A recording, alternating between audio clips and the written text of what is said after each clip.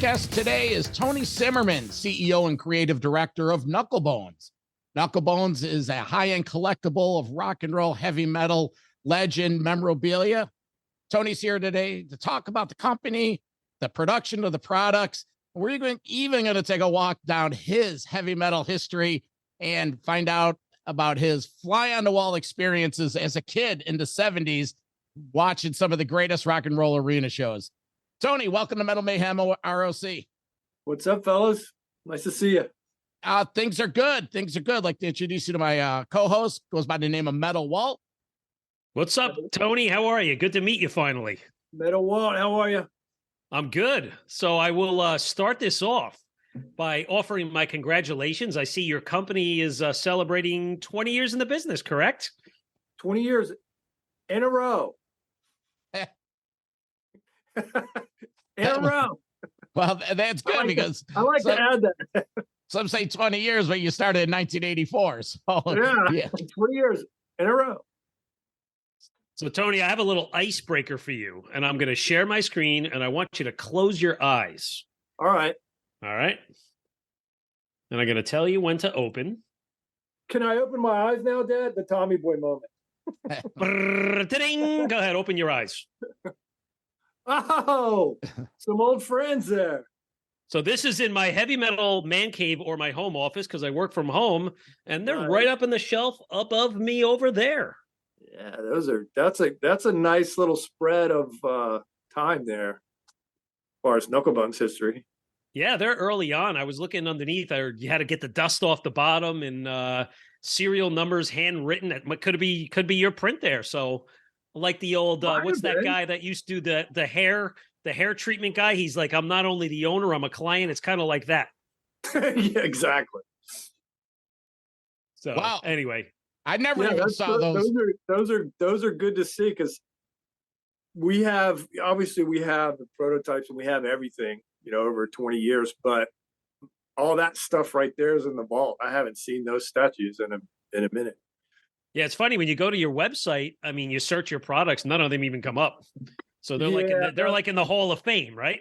That's our bad. Now we're gonna launch something digitally later this year, and a KNUCKLEBONZ history of Hall of Fame will be there. So you'll be able to see everything and some liner notes about all the productions.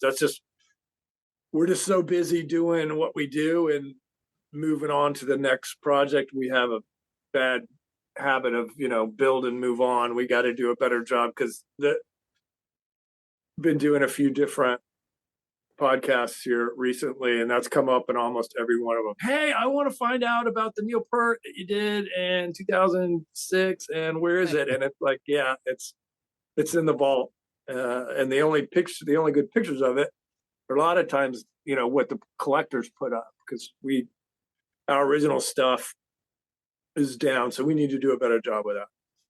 Lance, before you dive into this, I just want to do that again. Well, before you dive into this, I do want to alert the listeners that there's going to be some visuals through this, and feel free to watch the YouTube video.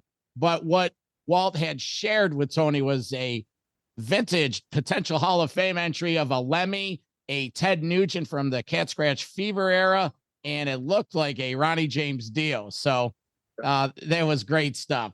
I have something. I don't think it's your work, but I got a little Dan Marino guy. You're not behind? Yeah, that's we've been asked over the years. We're a collectibles company, but we consider ourselves, a music, merchandising company because we've only done things associated with music, and we've been pulled in a lot of different directions to do things. And you know what? There's generally other people doing it and doing a good job with it. Metal fans, rock fans in particular, a lot of times are underserved, and that's why we founded the company 20 years ago. We recognize that those fan bases, as everybody, the three of us know how passionate those fans are, but it's not apparent to everybody if you're not part of it or you didn't grow up with it, right? Yeah, I'm a fan. Yeah, absolutely. Yeah, we all know it, but many don't. Absolutely. Yeah. So, Tony, I have a little icebreaker for you, and I'm going to share my screen, and I want you to close your eyes. All right. So Tony, that was going to be like our lead conversation for you is, we want to talk about your product, the company and all that other stuff, but how, like, you got an amazing body of work, but like, take us through your personal journey, right? So we know that your dad, he was a manager of some high-end, high-profile, arenas, clubs in the DC area. I suppose as a kid, you were hanging around with him, maybe helping him out. So like, how did you get going in like this rock journey? Like, were you like sitting on the tour buses or sitting in the corner room while your dad's working and you're like, you got your autograph book? Like, what was going on as a kid? So the love for the heavier side of things, I'm in third grade, and I get asked to go to Catholic school, leaving public school. That's another story. But I went from public school to Catholic school, and the Catholic school didn't have any bus service. So I needed a way to get there. Both my parents worked, so they had the neighbor kid who just graduated high school. He was my ride, and the 1968 Dodge truck with an 8-track, and the kid Ronnie White, he listened to Sabbath and the James Gang and Deep Purple. So that was my soundtrack on the way to Catholic school. So listening to "Would you like to see the Pope on the end of a rope? Do you think he's a fool?" and dropped off, "Have a nice day" at Holy Spirit Elementary. Tony, what year was this? This would have been like 70. So the first Sabbath records are dropping like 70, 71, right? So no, but you're in third grade. How old are you? How old are you now? I'm 61. Oh, okay. I'm 55. So just to put a time frame. So yeah. So those records are new, and I'm hearing them on 8-tracks. I can tell you how old I am. So the affinity for the heavy stuff, that's where it starts, because that's what I listened to and from school. And of course, if that's the kind of music you're going to identify with, you feel that in your bones right away. That's a DNA level connection if that's something you're going to latch onto for your whole lifetime. And I did, but that's where it started. And then you mentioned my dad. A little bit after that, he was the director of the Navy band. He was actually a military guy, and had been in the military since he was young, but was still a young man, and retired out of the military and went into the theater management business. So he managed a couple of places in Washington, D.C. One was called Constitution Hall. That's still there. And that's about a 2,000, either side of 2,000 seat arena. And then he was there for a couple of years, and then he went to the Kennedy Center, which at that time was, brand new, really. It wasn't even 5 years old. So, between those two venues, again, parents worked. I just have to go to work a lot. So I'm by default just around backstage. In any given time, I could see Sly and the Family Stone one night and the Doobie Brothers the next night, and, Queen, Kansas, Mahogany Rush the next night. It was wow. It was amazing. And the stagehands were like my uncles, so I'm like 8, 9, 10 years old. Yep. And the deal was, what, you can do whatever you want, but if one of the stagehands or any of that band manager or acts complain about this little kid getting in the way, you're gonna have to stay in the office. You can't get out. So I was always minding my P's and Q's to not be the kid that was in the way. Otherwise I didn't get to come back. So that was it. And it was, what a shame. I had backstage passes and everything. Did I collect them? No. Did I get autographs? Sometimes. And it was just what I did. It's not like, it's not that I didn't appreciate it. It's just, when you're doing it all the time, it's no big deal. Oh, well, it's always going to be like this. So were there any experiences, like anything pop, like a great experience, something that you remember, an artist, a band that you're like, oh my God, like this is the story I'll tell to my grave? Yeah. So when my dad knows, he can listen to what's coming out of the room, And it's like, holy crap, what does my kid listen to? So he knows that I'm into the heavier side of things, which is going to have a heavier, more intense audience, right? So in theater management, you want to know, what the band is, what's any issues around the band, and what's the audience going to be like. Do we need extra security? Is it a sold out show? These kind of things. Mhm. So Keith figured out I like the heavier stuff, which would have a certain crowd element. And what he would do is come and say, hey, have you ever heard of Iggy and the Stooges? I'd say, yeah, I love Iggy Pop. Okay. Have you ever heard of Todd Rundgren and Utopia? I love Todd Rundgren. Have you ever? So then I would ask, hey, Dad, when is that, that Iggy Pop band you mentioned coming? Oh, they decided not to come. So what he was doing is any band I said I liked, he would not allowed to come to the arena because he could say it's a security risk. Oh, the way the Kennedy Center works, it's a publicly funded thing, and it's supposed to promote cultural diversity. So you can't say, well, I don't like rock music. Rock music, that's not appropriate for the Kennedy Center. You can't do that. So he would do it. Oh, this is a security risk. So he finally comes and says, hey, have you ever heard of Queen, Kansas, or Frank Marino and Mahogany something? Rush. Yeah, Rush. I'm like, what was the last one? Frank Marino? No, I've never heard any of this. So this is on the first Queen U.S. tour, the Sheer Heart Attack tour, which is in the film, right? When they come to the U.S., Bohemian Rhapsody film. So it comes Saturday night, and I'm like, I don't have to go into work. And I'm like, hey, Dad, I want to go into work with you. It's like, well, how come? I'm like, the Queen shows tonight, right? And he's like, I thought you said you didn't know anything about it. I'm like, well, yeah, I checked them out since then. And they're pretty good. And he's like, oh shit. So he calls the box office and said, what are sales for tonight? Yeah, this was a, immediate sellout. What's security?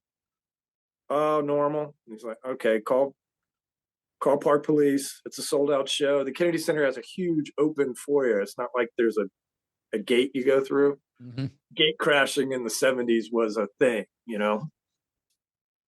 So yeah, he's not happy. But when I would go to shows, I was too little to go out and sit in the crowd, dope smoking 70s raucous crowd. So I would actually sit on the stage, and I'd sit right behind the stack. Back then, they would still stack speakers. They wouldn't hang. So I'd sit right behind the stack, which is 20 feet high. And I would go out right before the house lights went down.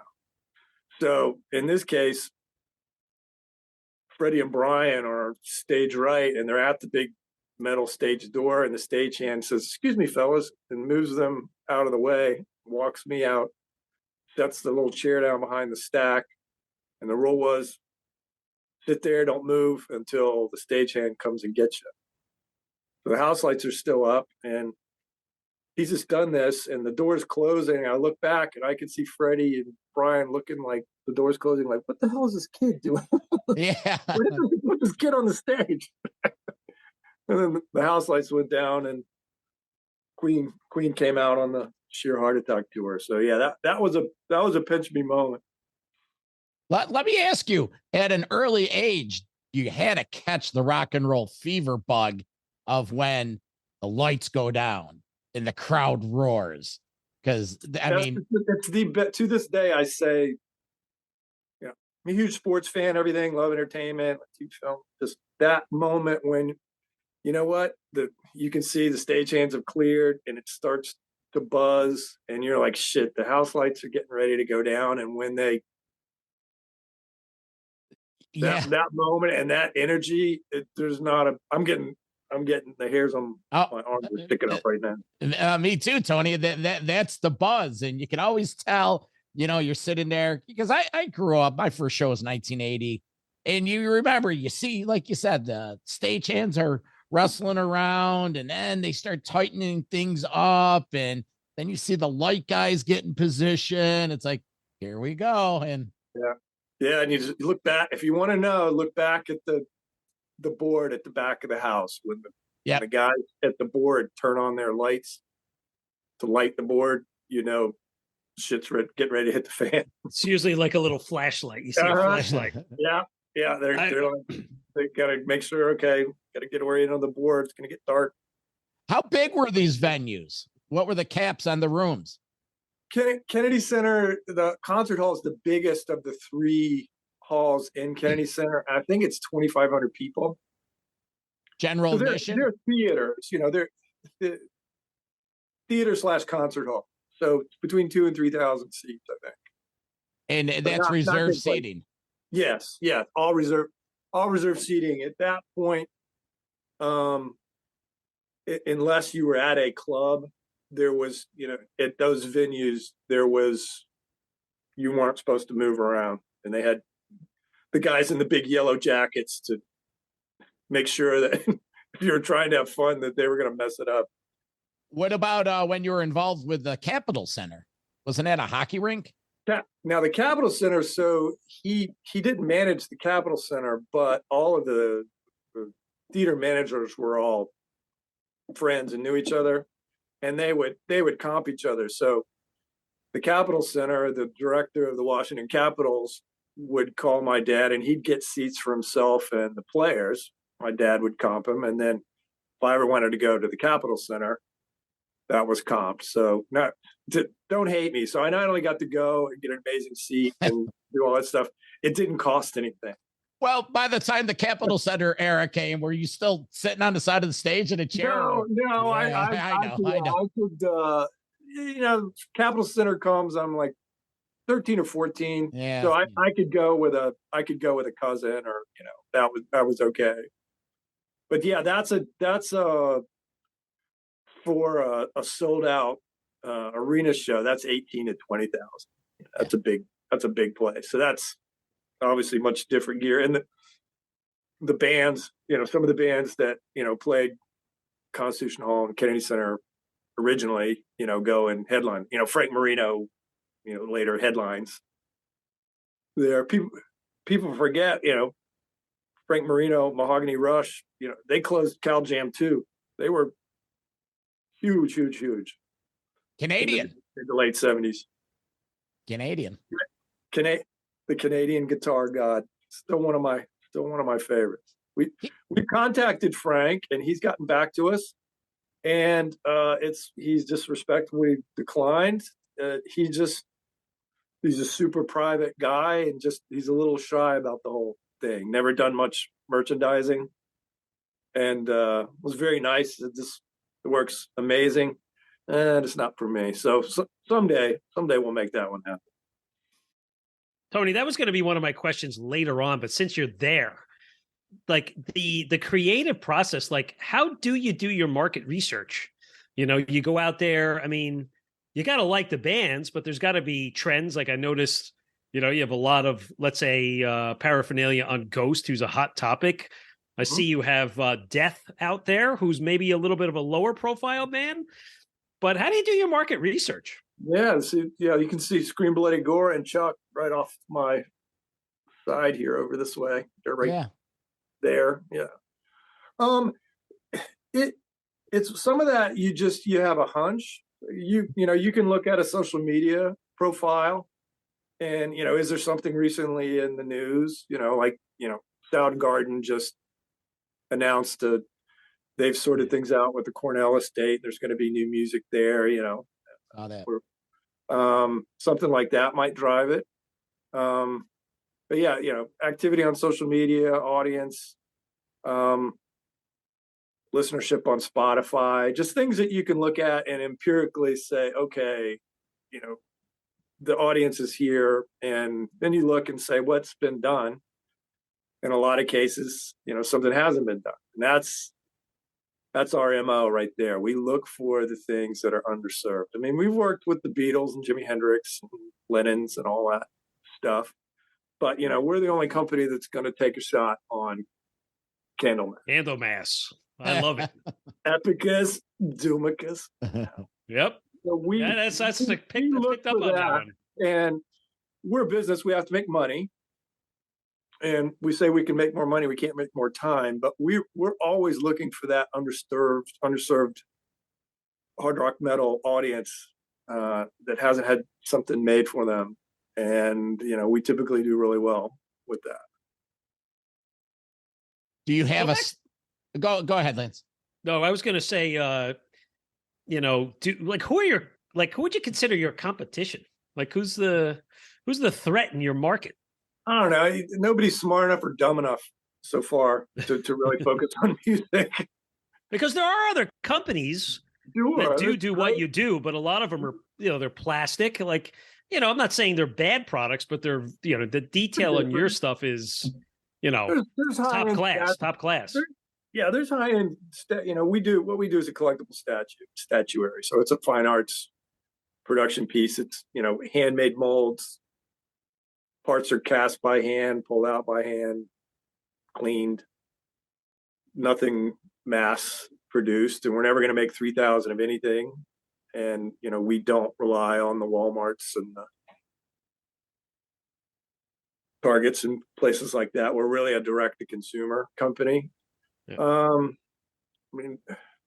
In statuary, the company that would be most like us would probably be Sideshow, and they've done some music things, but they're really focused on the TV film, comic, fanboy stuff, and that's something that we've been asked to do, and we're just going to stay focused on music for now. Never say never. Yeah. But yeah, as far as somebody focused on music specifically and merchandising, I think we're the only ones really. Tony, I hate to go back to my little Dan Marino guy, but who would do this? Because the attention is that a McFarlane piece? Is it? McFarlane, they did some things in music early on, and then they had MLB, NHL, NBA licenses, and for my mind, they're the ones that did a really good job with it, and were in it for a period of time. I don't think they're doing it anymore. The attention to detail on this is outstanding. Mm-hmm. They were really good at doing that. I collected some of it.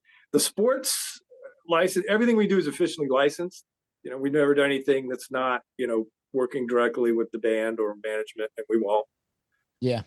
They did the same thing. When you get into sports licensing and doing things officially, it can always be a challenge. In sports, it's particularly a challenge because in baseball in particular, you've got if you want to do Derek Jeter, you'd need a license with Derek Jeter, you need a license with Major League Baseball, and then you need a license with the Players Association. There's 3 levels of approval, additional cost. So that I got asked out on another interview, and the why of it from what we know, it just might not be a little cost prohibitive. It's so expensive and a pain in the ass to do it officially that not a lot of it being done right now. And that probably ties in with your, all the variables go in. You're like, okay, well, how difficult is this going to be? How many hurdles do we have to clear? There are band, licenses that we've passed on because we think, to get the official approval and do everything we need to do to have it be official might be more than we can make happen. So there are a few licenses we've passed on just because we think to do it officially might be problematic. Can you share any of those? No. Okay. No. And the thing is, sometimes, and it will be at a particular moment in time, it's problematic. And then later on, it's not.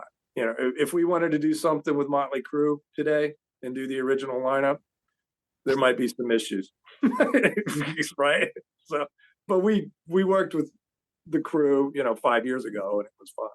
Well, didn't Mick just get cut out? Can he speak for himself now? You know what? You can read the same stuff I can. I only know what's in the Yeah, press about it. I know. What a shame.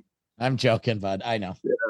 Well, Hey, Tony, just like when you are engaging in conversations with, let's say, management of a band, like take us through the discussions with the artist. Like, do you actually engage with the artist, or do you get feedback from them, or do you pass ideas with these guys? I mean, pick a band: Sabbath, Guns N' Roses, Motorhead. Like, what was some of your experiences actually collaborating with the artists themselves? Well, Sabbath was, now that, the last tour, the final days have gone, there's really, four separate, management groups. There's the Osbournes, of course, and then Tony's people in the UK, and then Geezer and Bill. So it's four separate groups, but we would do a Black Sabbath license with one of the big merchandising companies, and I think Sabbath is via Bravado, which is Universal.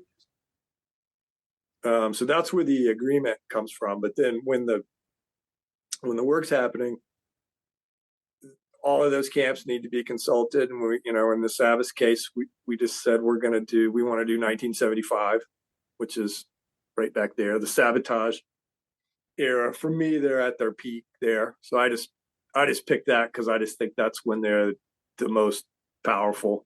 That record was one of their best, and everybody had a great stage costume and looked amazing. So we hit them up and say, we want to do Sabotage. Here's what you were wearing, and if the band's good with it,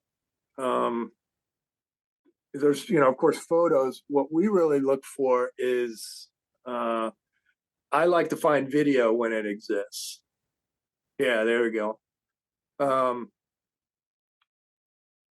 The video doesn't have to be the most amazing quality, but when we're looking for a pose, or how we're going to pose or do a design, we don't do posed things like they're posing for a photograph. We want it to look like they were on stage in 1975. So if you did a silhouette of these guys, it could look like Baltimore Civic Center in 75 when they came through there and I saw them. The reason we do video is you can get fooled with a photograph. It could be an amazing photo and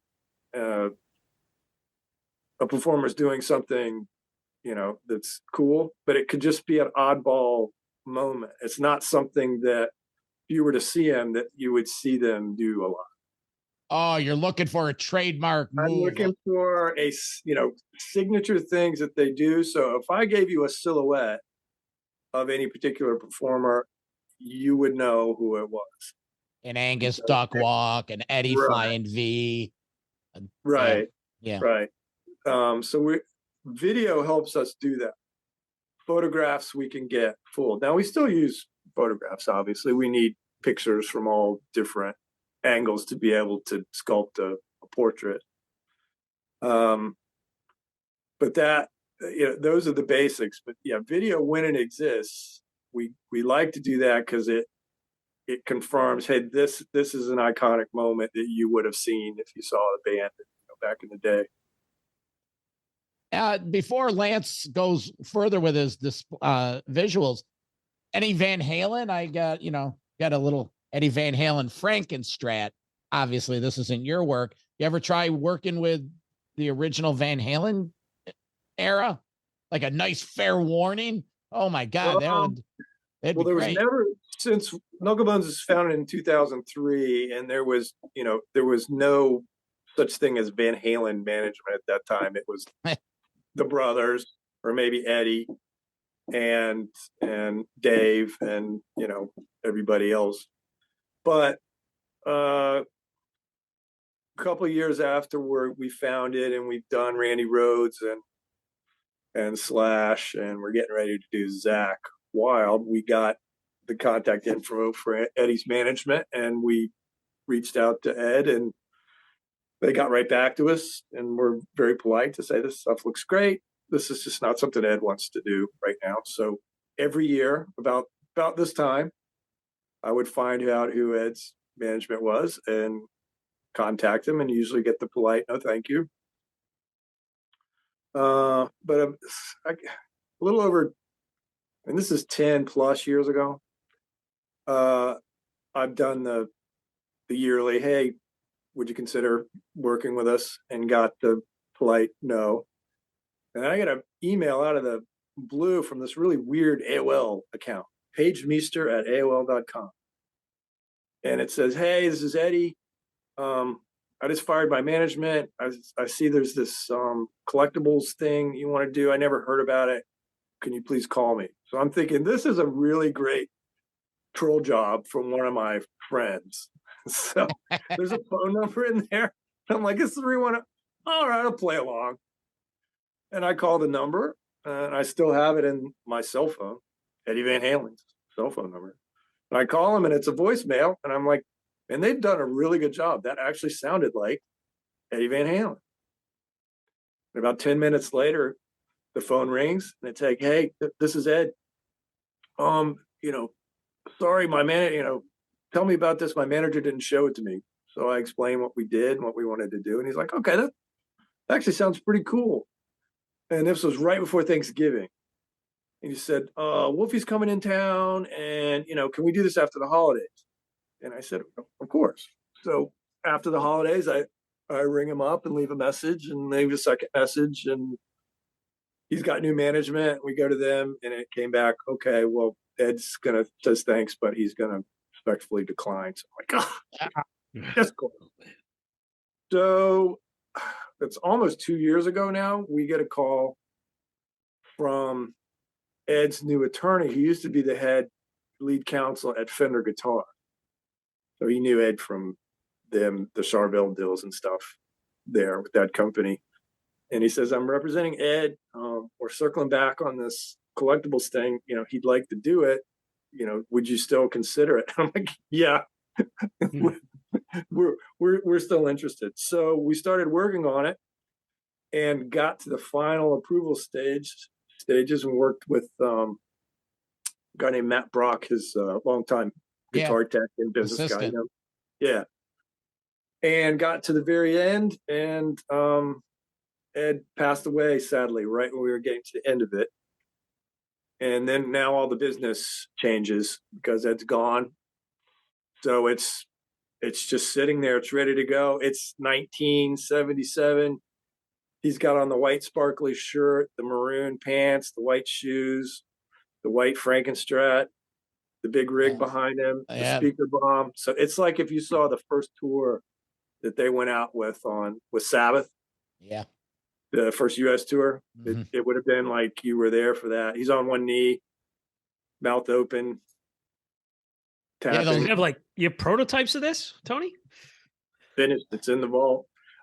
We had it here, and I got it. Every time I would look at it, I would get a little bit sad. So we've put it in the vault. So hopefully at some point we'll be able to release it to you. But it's done. It's done, and it's. I wonder if Wolfie knows about that story. I'm sure he does. I'm sure he does. Man, but the business surrounding it, my guess is, it would be up to him probably. But Tony, one of the things we passed on earlier, we don't want to skip it, is the origins of KNUCKLEBONZ. Were you a creative kid? I know you said it was in your blood when the stage lights go down, but were you like a Lego kid or somebody that liked to build crap? And how did you tie it together? And the KNUCKLEBONZ name, where did the KNUCKLEBONZ name come from?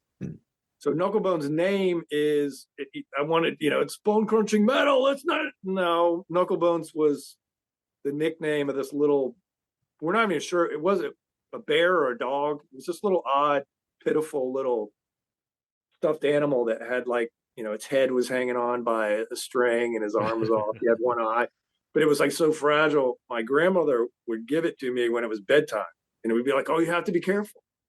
Oh, poor KNUCKLEBONZ. Don't hurt KNUCKLEBONZ. And that was the get me to not be a, psycho 5-year-old. So KNUCKLEBONZ, my grandmother made that. That's actually an awesome story. Too late. You're Not sitting Bone Crusher side Metal. stage. It's too late. That ship sailed. You're sitting side stage for Frank Marino as a 6-year-old. It's awesome. Yeah, that's where that comes from. He's still around. He's still in the corner of the studio there. We still have him. What about bands like Rush? We did a Neil Peart in 2007, and we did pre-orders on Getting Alex, and the interest just wasn't as strong as we had hoped at that point. You know, we're a business, so if the pre-orders aren't strong enough, sometimes we just will shelf something. So we'll come back to it at some point, because I'm a huge progressive rock and Rush fan. Loved ELP, loved Yes, loved Rush. Hey, you see that announcement about that ELP tour this summer? No, what? Yeah, I just saw it yesterday. I think I got one of our publicists sent it. It's some weird tour. Who's still alive? Keith Emerson? Carl Palmer. Carl It's Palmer. a bogus tour. It's like they take live footage from the old days and they sync it up, and they have Carl Palmer's band plays with them, and then they sync it up to the music. You know, not my kind of thing. I mean, if you know for you if you like that, not my thing. I'm such a huge ELP fan. You know, if it comes through the Bay Area here, I'll go, because I love ELP. Keep getting to meet and work with Keith Emerson is a highlight for me here. You know, we did the whole rig that he had at Cal Jam, you know, that was like 15 feet tall and everything. Mm-hmm. And, you know, that was a case where Keith didn't have merchandising management. He did everything himself. So I worked right with him, and we'd meet at his favorite place in Santa Monica and have a spritzer, and I'd go over the work in progress with him. It was amazing. He was such a great guy. And he took me to the practice studio and pulled out the rig. It wasn't set up, so it was all in pieces. So I got to see all of that stuff from Cal Jam, and he hit me to only the first layer. That had thing like 3 or 4 layers with all the patch cords and everything, and then the little monitor at the top. The only thing that worked was the bottom Moog. Everything else was just for show.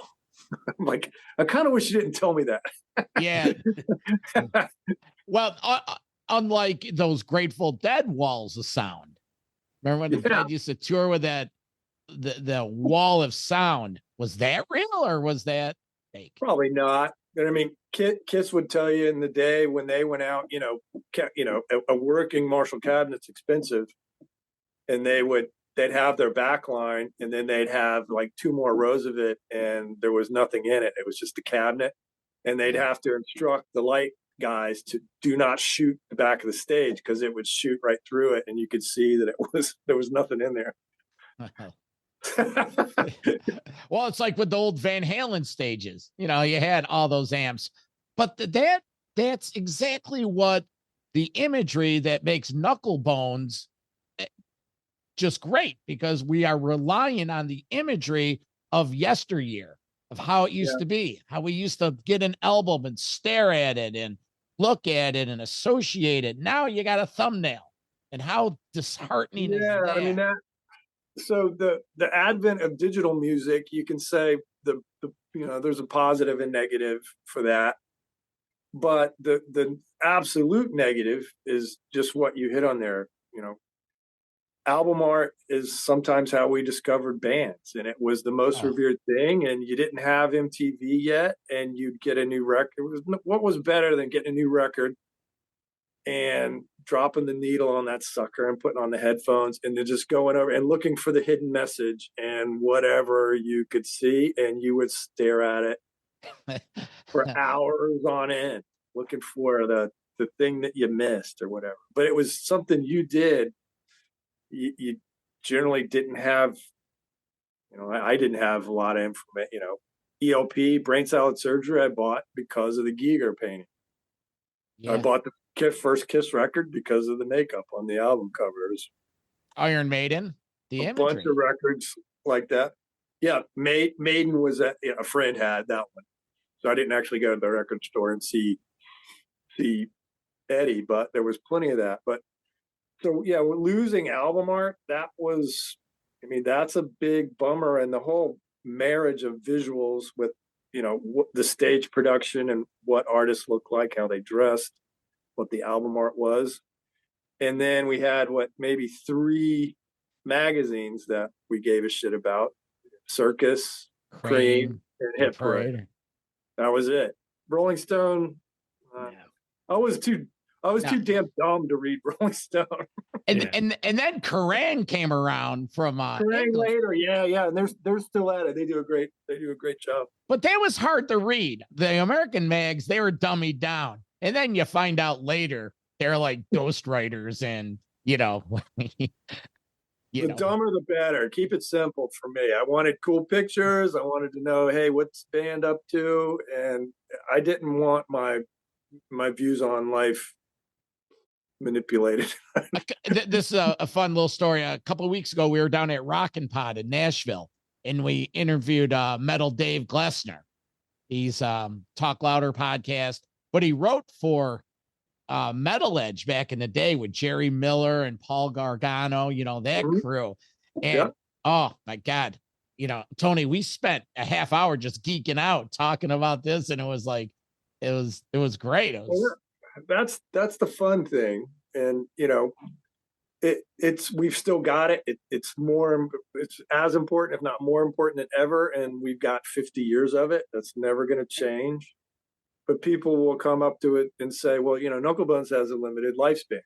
And I'm like, well, other than, do you have some medical information on myself? What do you mean? Okay. Of course, it does have a limited lifespan. We're all going to die at some point. But what the point they're trying to make is some points there's not going to be rock stars. And I just laugh. I'm like, no. The difference is the era we're talking about, it was heavily curated. Right? There was only a few records that could go on the record stand. There wasn't a ton you weren't learning about hard rock and metal in particular on the radio very much. So you had those magazines and word of mouth and the record store. Now there's more amazing musicianship and rock stardom than ever, but you get hit with this goddamn fire hose. With the digital streams and everything, there's so much of it. How do I find that jewel like I did when I went into, Sam Goody or Tower Records and just started flipping through the bins and went, whoa. I had dozens of choices, hundreds versus millions coming at me all the time. So it's just harder to find. And, kids today just have so much to choose from. It just stands the reason that, to create the reverence for it is harder. Doesn't mean that it won't exist. Of course it will. Yeah. That's dumb to say that. That's the old, rock and roll is dead. Oh man, you missed it. Rock and roll is dead. No, rock and roll music is doing just fine. It's just changed. It's just different. How you arrive at that super fan point is just way different. That's all. Yeah. Hey Tony, we want to go into the visual part of the show. So we're trying to do something different than maybe the other guys out there. So as you saw, I've created a little presentation. Mm-hmm. So John and I geeked out yesterday, and we spent an hour going through your website. And we were like, oh, that fucking one's killer. Let's put that on a slide. And so is that one. And so we're going to put a little PowerPoint up. And I want you to talk about some of these images, right? What they mean to you and that kind of stuff. But before we get to that. You already shocked me with the other ones that I hadn't seen in years. So. Well, we'll pull some more up here. But I had a question. Here's like a weird one. Did an artist ever approach you, like versus you going to them? Did you ever have a band ring you and say, man, I'd like to work with you. And you're like, wait, what?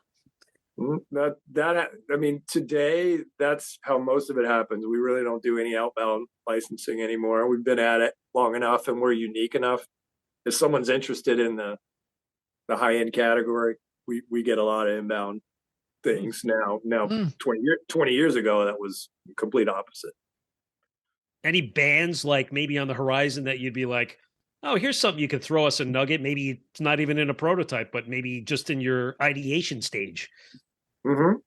So yeah, I can share a few things. So you mean things that might be coming or that Yeah. are coming we haven't talked about? Yeah. So well, here's a good one right here. So we color variants and variant products are very popular in toys and collectibles. We haven't done a ton of it, but Randy Rhoads, this is our third Randy Rhoads statue we did. The company was founded.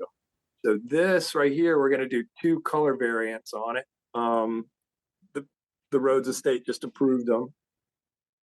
So that outfit there, that's from Blizzard of Oz era, and we're going to do the brown version of that leather suit, and there'll be a really small run of the polka dot V and a really small run of the White Jackson guitar with the Concord, he called it. So that's coming, and those are going into production right now. Chris Cornell launches tomorrow. Chris Cornell Soundgarden is coming. What else can I talk about? A new Slayer set is coming. That's been sold out for a while. Our original Slayer set. That's one that fans have been beating us up to say, when can we have a new Slayer set? And when people come, who's into Slayer? Is it Bastoff and Gary Holt, or is it original? It'll be Hanneman and Tom Araya and Kerry King. No Lombardo. We asked the band who is Slayer, and those are the names they gave us. Interesting. They did ask me. Yeah, who Slayer is. We asked the band who is Slayer, and they tell us. Jesus. That's just, I mean, that's the one of the aspects of doing thing officially licensed. You can only do what they will approve. So new Slayer sets coming. Kiss Destroyer will come later this year. So we started with Love Gun with Kiss and did Alive and Hotter Than Hell and Dynasty. So arguably the most popular era is coming. And those are sculpting's really far along, either finished or really far along on all of those. Yeah, there's the Dynasty set. And then we're going to do something that's kind of fun. Have you seen the parody photo of Bruce Lee behind the turntables? I have not.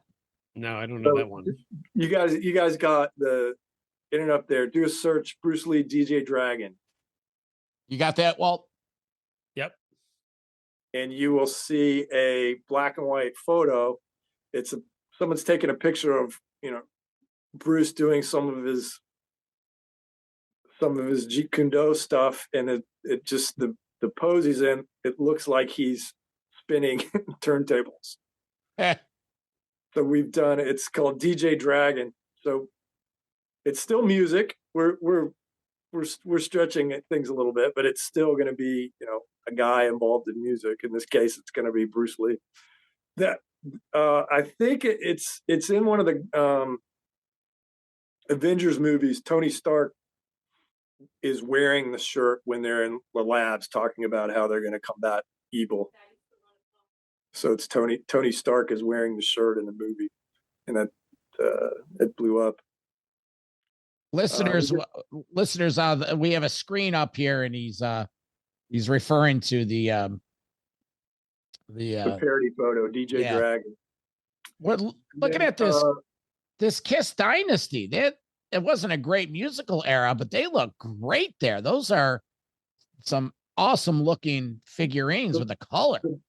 The band, well, and the thing is that the band had been all black and silver to that point, right? That's the first time they started doing color, and each band member got their own signature color.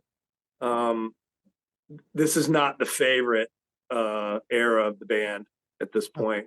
The guys, we're told, don't particularly like these costumes as much. They're amazing looking, but So Destroy's coming. We just signed a new Ghost license, so there'll be more stuff coming from Papa and all the nameless ghouls. This Pantera is interesting. It's Phil with the long hair era. That was around the end of the band the first time around, I think, right? Yeah, reinventing the steel. So this is, you know, I think that's one of the last shows they closed the big festival. So that's where everything they're wearing in there. I think that's Oz. I think that was Ozfest, if memory serves. They were a headliner in Ozfest. So yeah, Phil's got he's the Cajun swamp man there with the big beard and the long hair.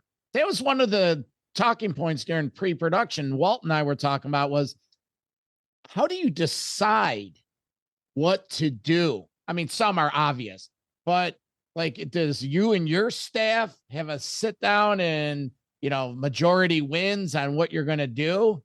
What era? What? How do you decide that? I mean, it's a combination of things. It's first of all, it needs to. We have a saying: is the final statue going to have a monster movie quality? And it doesn't mean Monsters of Rock. It's just as a piece of statuary. You know, if you were to come in to your man cave or where you've got your things displayed and somebody sees it across the room, does it stop them and have them say, holy shit, what is that? Right. And, you know, not every amazing rock star in the world is going to make a great collectible statue. So we look for, you know, a monster movie element to it, you know, either from costuming or a pose or instrument or something. And I mean, you look at Phil Line, you got Phil Line out of Thin Lizzy up there. Yeah, the monster movie element there of him is just that, you know, that classic bass with the mirrored pick guard and, you know, the black jacket with the sleeves rolled up and the boots. And I mean, that's just monster movie. Yeah. So we look for that. Is it going to make a great piece of statuary? That's the best thing to ask yourself. Will it be interesting to look at if you didn't know anything about the band? That's one of the places we'll start. And then, you know, in a lot of cases, it's something that we all know well and grew up with. So there are some no brainers. Yeah. Like I love this Billy Gibbons one because, you know, it's just the fuzzy guitar and he's got the hat. It's something. I drew my eye to that one. I'm like, that's fucking killer. This year, 40 years since DeGuayo and 40 years since Eliminator and 50 years since DeGuayo this year. Yeah. Sometimes you need the non-obvious to make it pop, to give it that, you know, like the Scorpions. When did you ever see Matthias Jabs with a conductor hat on and looks like the Captain Obvious jacket? Yeah, what? I don't know what era this was. This was late 80s, maybe? Yeah, that's when they closed that show in Russia. The Moscow Peace Festival. We were just talking to Bob Gruen about that a few weeks ago. Oh, Gorky Park? It's at the Gorky Park? Mm-hmm. Yeah. Yeah. So Matthias is wearing that, and it's a parody of, you know, one of the Russian police forces. Matthias, we sent him the statues. He did a nice review from his record shop and guitar shop in Munich. It was wild. It was wild seeing Matthias actually just, you know, with the cell phone camera, pull it out. Here's me. Here's Rudolph. Mouth open, of course. It was funny. Any reason why no Francis Buckles? Or again, we asked the band. He's not in the band. Who are the Scorpions? And this is what. Well, it's Scorpions now, and then I get you. Yeah, I mean that will happen, and then, you know, sometimes just with the bands just having a certain lineup, we will get precluded sometimes if a band member is no longer alive and there's a state involved. So when we had our Who license, it was only Pete and Rod. The estates stuck their hand up and said, we're not comfortable with this. So we didn't get Mooney or John Entwistle.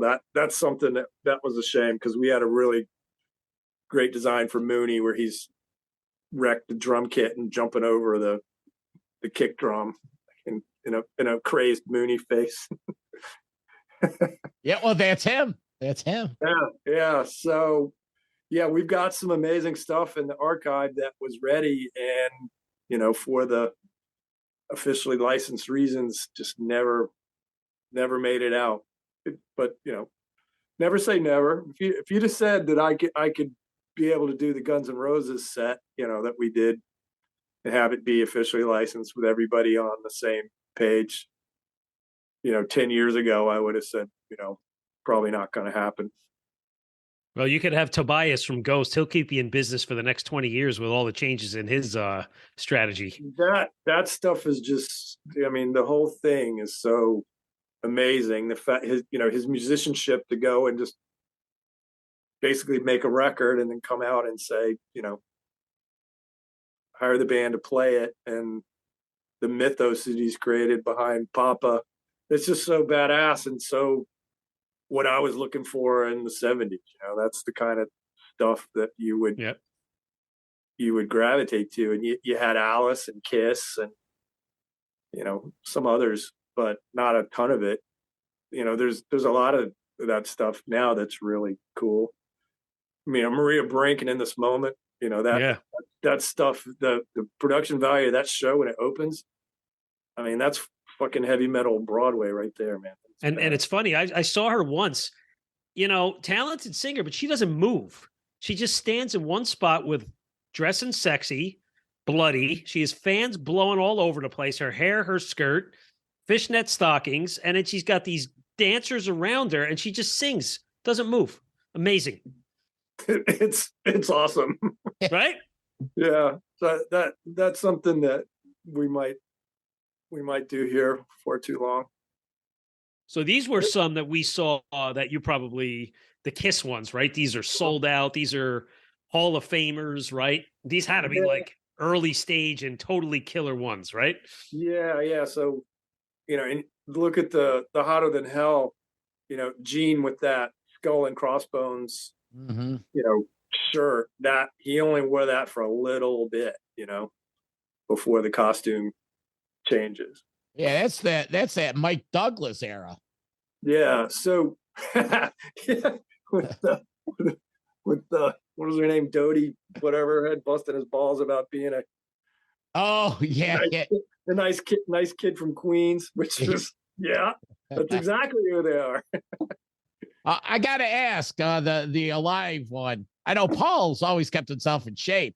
Man, he looks fantastic in that little picture. Paul's so annoying. He looks amazing. Today he's 70 whatever and still in amazing shape. Yeah, he looks really good in that. We talked about the Sabbath one, but this is the other one. New, it's coming out soon. Came out. So the era I told you where I sandbagged my dad into booking Queen into the Kennedy Center. Yeah. This is what they looked like right here. So this is their Queen. They've been touring Queen 2 and Sheer Heart Attack drops while they're out. And the Killer Queen single starts to get airplay here in the US. So that's, as far as Queen is what we know, the arena act that comes later, that's the moment where it first starts right there. That's when they really start to blow up. I love the whole simple stage thing, like that's more than just on a little shelf. You need like a whole area. Like you need a table in your man cave to make these stage gears. It's freaking killer.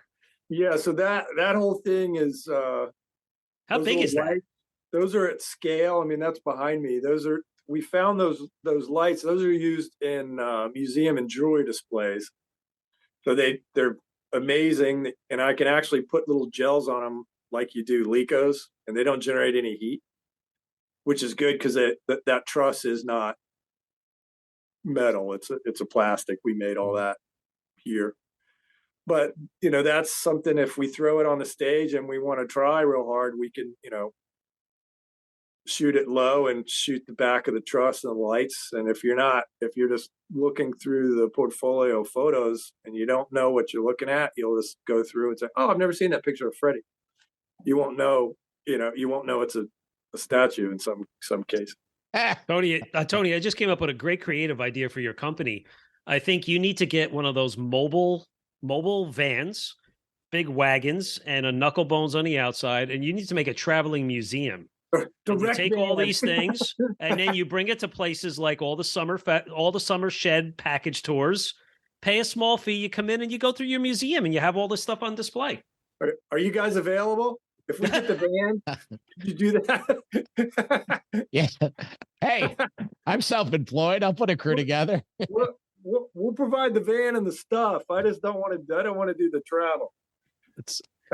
Hey, Tony, I had a question. Like, I know I'm all over the place here, but like in the industry I work in, we have like a stage gating process, right? Where you go from ideation to prototyping to validation to commercialization. Like, is it you? Or do you have like a team of 5, 6, 10, 20, 50 guys? Like, how's it all done? And, I'm the lead designer, so it starts here, but then we have, other amazing designers and sculptors that will be involved. And then we've got the production teams overseas. All of our stuff for 20 years has been made in Southern China, just like Hasbro and Mattel and everybody in between. That's where the skilled artisans are, sit down and make this stuff by hand. We just don't have enough of that here in the States right now. And a production team for a single product will be anywhere from 20 to 30 people. They won't stay on the project the whole time.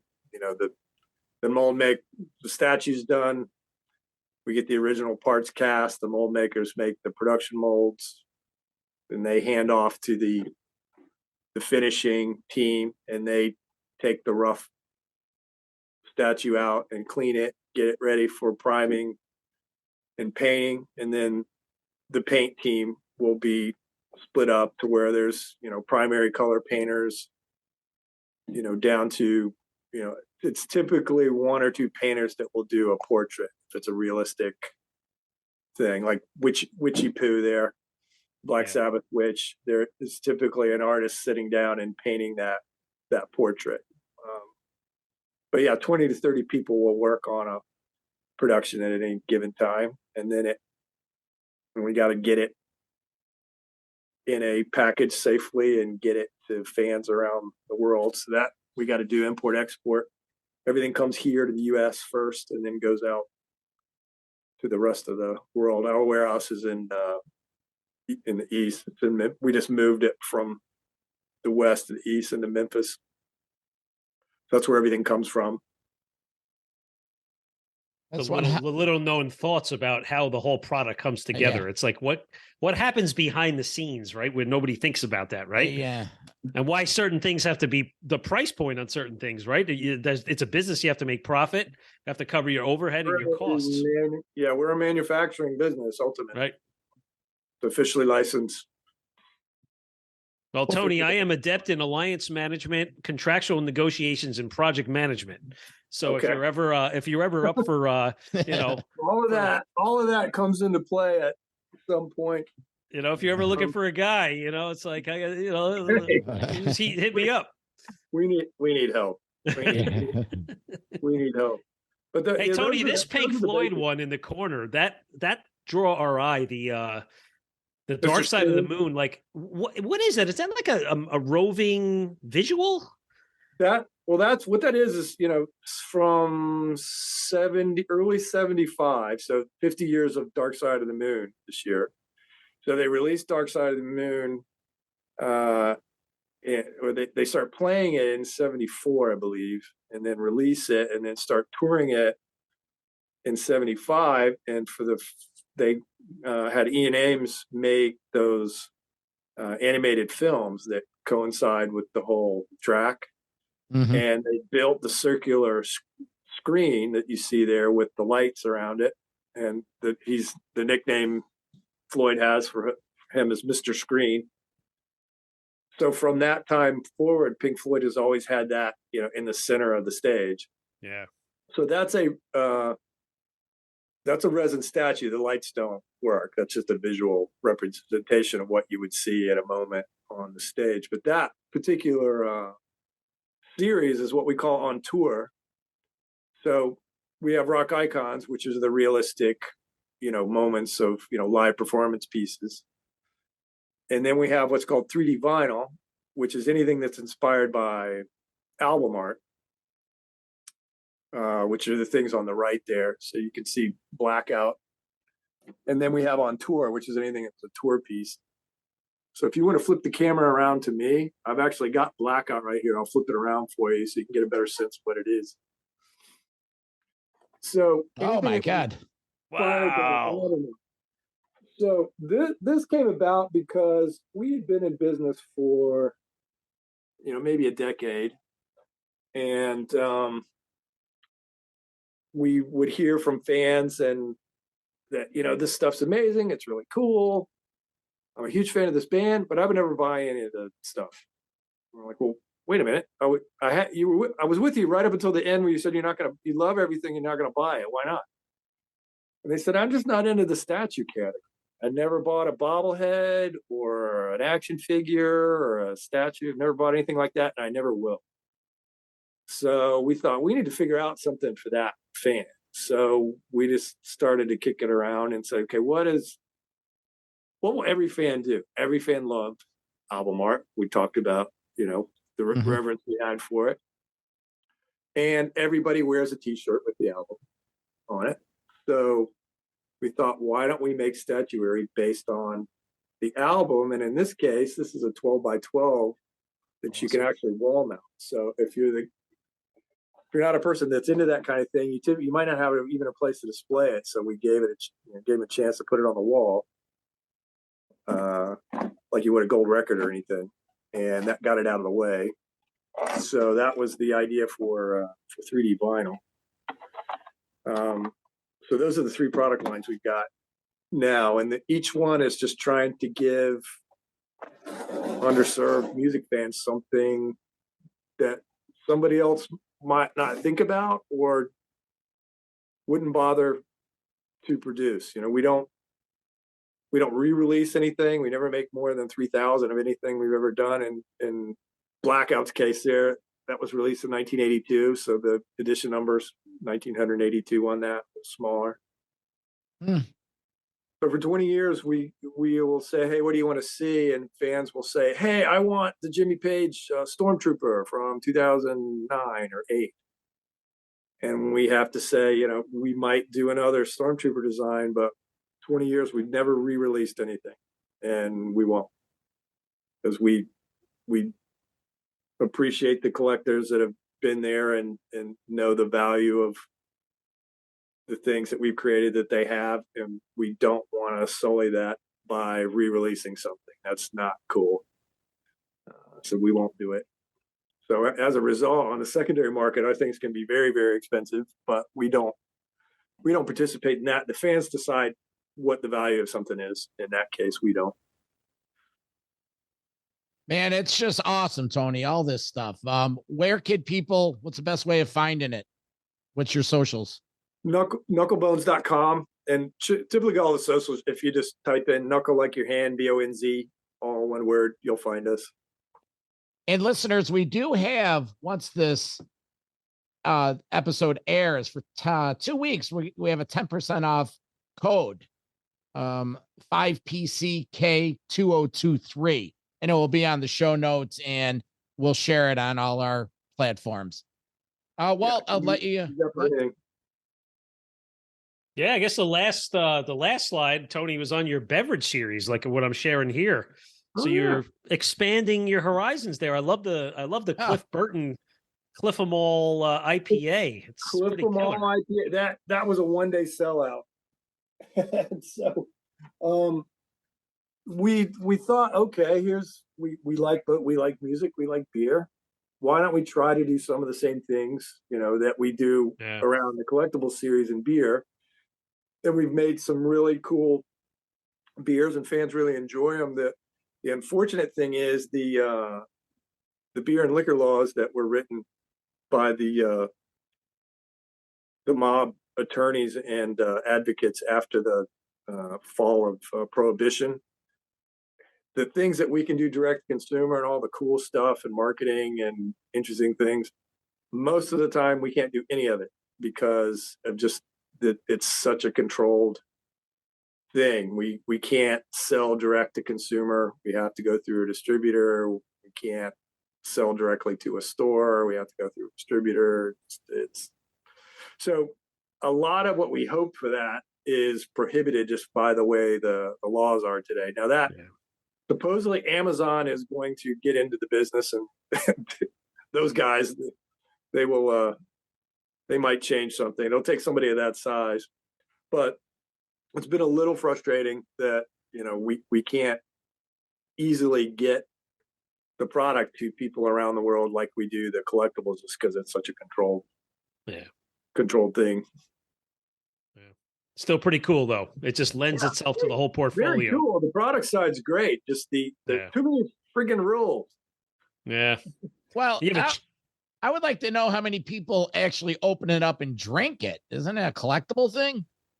Go on eBay and look at the Sabbath can. You could have bought when it went out a 4-pack for either side of $20.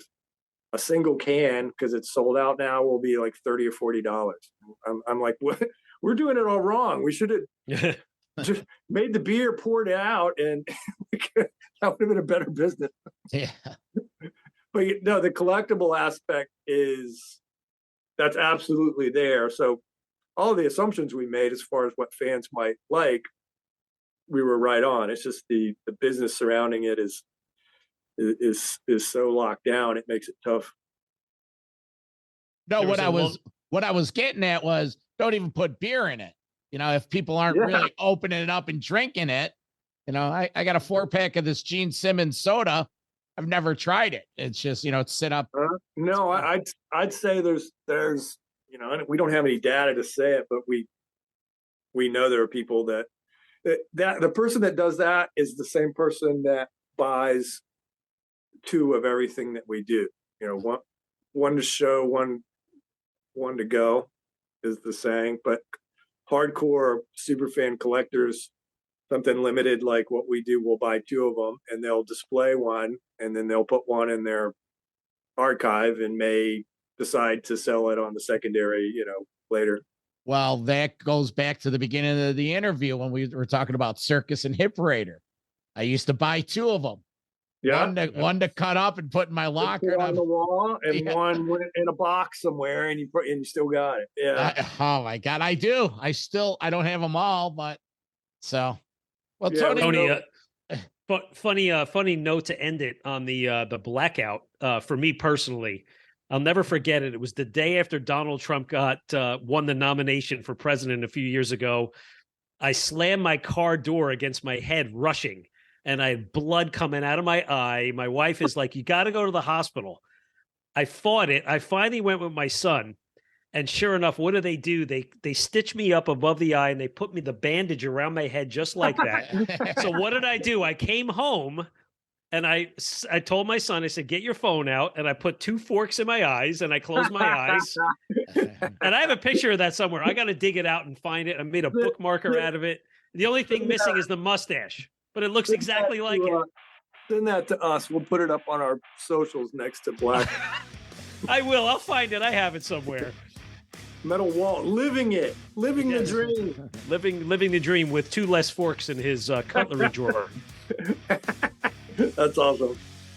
All right. Well, Tony, hey, thanks, man. We go on all day, but we got stuff to do as you do as well. So thank you. We appreciate it. Yeah, it was great. Thank you. Great sharing some stories. Okay. It was Take great. care, man. Nice to talk to you, Tony. See you again. Cheers.